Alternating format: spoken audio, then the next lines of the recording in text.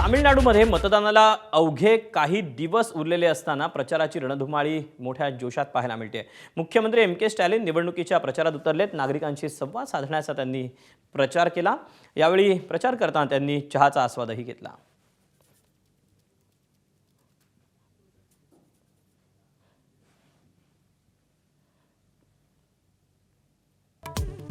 नाशिकमध्ये लैंगिक अत्याचाराचं तिसरं प्रकरण समोर। खासगी कंपनीत महिलांवर लैंगिक अत्याचार झाल्याचं उघड।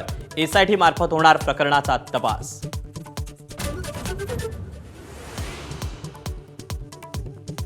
खरात प्रकरणी स्थापन केलेल्या हेल्पलाईनवर आणखी 11 महिलांची तक्रार। खरात विरोधात आतापर्यंत 12 गुन्हे दाखल।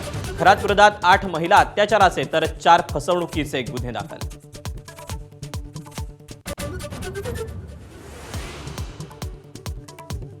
बारामती पोटनिवडणुकीत सुनेत्रा पवारांविरोधात तब्बल 52 उमेदवार रिंगणात।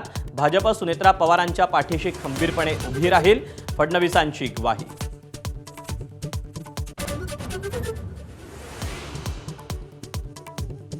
उपमुख्यमंत्री एकनाथ शिंदे पक्षात भाकरी फिरवण्याच्या तयारीत। पदावर असून काम न करणाऱ्यांना डच्चू देणार। पदाधिकारी आमदार खासदार मंत्र्यांच्या कामाचा आढावा एकनाथ शिंदे घेणार। एबीपी माझा, उघडा डोळे बघा नीट।